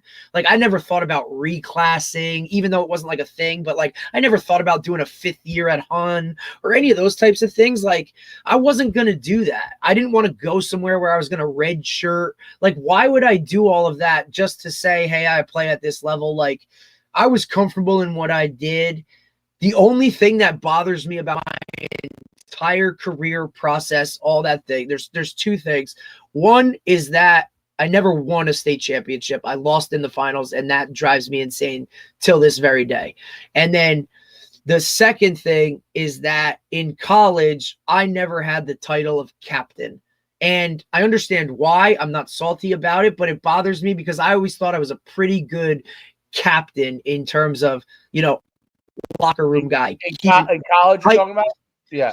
In college, that was, and I like, look, I get it. Had I gone to Montclair State from the jump, I'd have been a captain. You know what I mean? Like, some of that is back and forth. And yeah, you're game day captain, or you're, you know, hey man, you're really the captain of this team, but like, you don't have the title and all that kind of shit. I get it, right? Because I do the same thing with my players. But the fact that, like, in the history books at Montclair State, they say captains for the 2007 team, like, my name's not on it, and that bothers me a little bit because, like, just bothers me personally. I don't have, you know, contention with anybody. I just always thought that, like, that to me was the ultimate goal, honestly, of being part of a team, because I loved that team concept. I loved the locker room. I loved the ability to talk to every position group and be cool with every position group, and everybody knew, like, you know how college is, dude. If you play offense, you don't know the defense. If you play defense, you don't know the offense. Like, I knew everybody. We were all cool. Like, that's one of those things. But see, like, I don't think guys would even bring that up or even talk about that nowadays. Like, that's not like a goal. It's like, how much money can I make? I really would have didn't give a shit. Like, wait, you're going to pay me to do this? You're going to give me something? Like, wow. Okay. Thank you. You know, I was happy when Sacred Heart was like, hey man, you got a 3.6 GPA. Here's extra money. I'm like, oh shit. Thanks, dude. Like, let's go. Now I'm just going to work even harder. Like, okay. Yeah. Well, yeah, that's definitely, and everybody has their own, I guess, fuel that fires them, you know? I remember when Hargroves told me, he's like, hey, you would have been captain if you didn't have a year where you had to sit out an injury. And I just knew that meant that the players voted me captain, and for some reason the coaches were doing something different, and I didn't really. Well, politics, you know what I mean? And look, I understood that through the whole. I understood that the whole politics thing. There's a politics aspect. Yeah. Right. And I understood all that shit, like, from a very young age, right? Because look, I was never going to be. I just was like, I just like, hey, that's kind of part of it. And I think it's the way I was raised too, because my parents were always like, look, there are going to be some things that are out of your control in life, and you just kind of got to roll with them, and you can't play the blame game or be, soft about it or allow it to affect you to a level where it's going to bring you down. You just kind of take it in stride, move along, and kind of go with it. I just think it's what it is. You know what I mean? I think that's hard because like those were the conversations when I got in the car after a game. Whereas now I think a lot of those conversations when these kids get in a car is, well, your coach doesn't know what he's doing, or it just it's negative mindset shit that's being pumped to these kids, and they are the way they are. Because look, if you're hearing that on the ride home, at the dinner table, in the living room, if it's constant, you're going to believe it, right? Like, you should be getting more touches. They should be doing this. How about like, just tell your kids to align with what's going on. And even if they don't like it, like shit's going to happen. So it is what it is. It's just different. You're 100% right. I mean, it's a different era, which I don't like being that old guy that's like, back in my, I don't like that shit. I don't want to be that shit. Look, it is what it is. We're in it. I'm here. At the end of the day, it's all still the same focus. We all want to win, and I want to freaking get you to be the best player you can possibly be. And we're not comparing to anything else, right? Like guys now, like, for example, like maxes, right? Like we do maxes at the end of this like whole thing, right? Guys' numbers are incredible, right?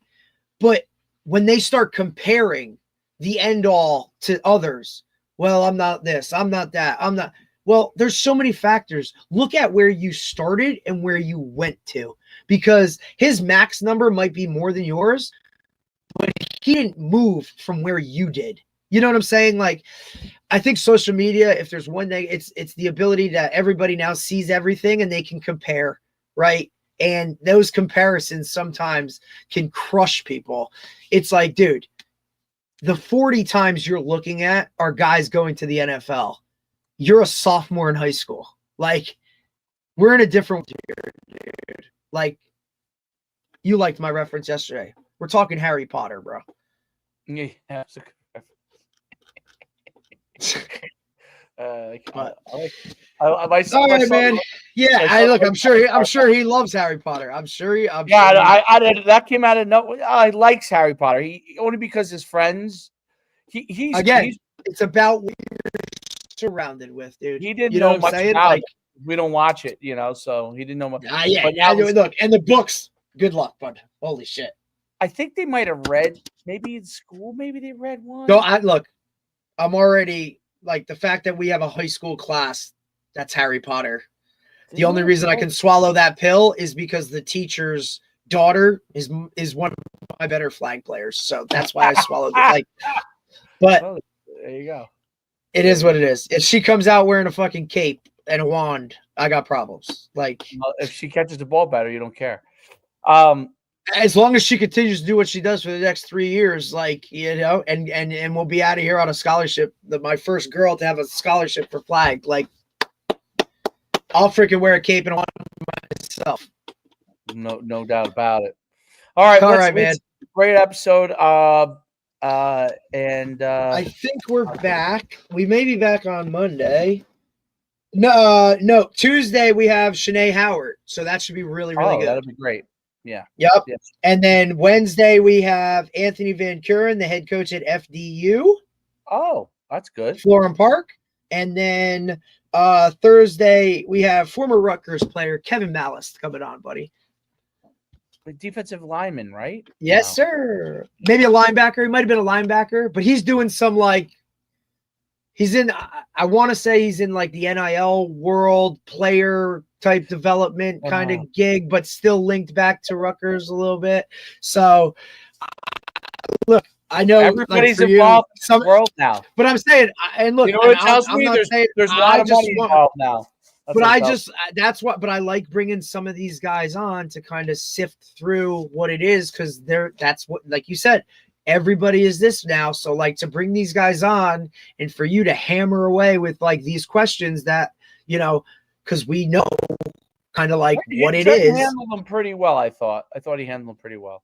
I think I think like you said, like everybody's gonna have their own whatever. If he's got a niche, I think he wants to really like hammer down and continue to do what I he's think you doing should just double down on that software. on that Nick. software, dude. Like, can And you copyright that? Because I asked him if he had copyright other that, services. I was actually think hoping he would say he doesn't, because I think if he hammers down in that niche, you'll get a he'd lot be of able to sell that sign off up. to somebody else, dude. Imagine Yeah, if he got everybody to like. Imagine if all of a sudden like that became the software that you needed.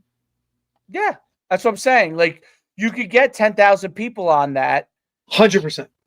Right, and it's working for people, and you don't need to do the other stuff. Like, as long as it's working for that's people. I think that's same with coaches. Everybody tries to do too much, dude. Keep it simple. Be really good at what you do. Find you whatever helps you, and then you're good. So he's probably at a point. My Right. guess, he's trying to figure out will it make him enough money if Correct. he doesn't do other Right. things. But I feel like if he makes the software, I don't hope he know stays in it, man. if he knows how to make the software as good as possible. And I don't know, he may not, you know what I'm saying? But if he does, Then he's good. there's something there to that. And Hell yeah. there's a value to that mass reach out. Absolutely. You're just trying to get, like, you want to start to get the in nowadays age. I think everybody is looking. You're just by, but you talk about it all the time, right? Like, for example, like invites to camps, dude. You got to invite 1,000 kids to get 50, right? Right. So the mass that literally you could probably plug in there and send that based off. Hey, this is going to get sent to every Division II school in the country. This is going to get sent to every NAIA in the country, right? And like, to create that, now you can sift through and kind of, okay, where was the responses that we got back? You know, that's, I think, something that he can kind of take a next step with. No doubt. All right, man. Talk to you later. Bye.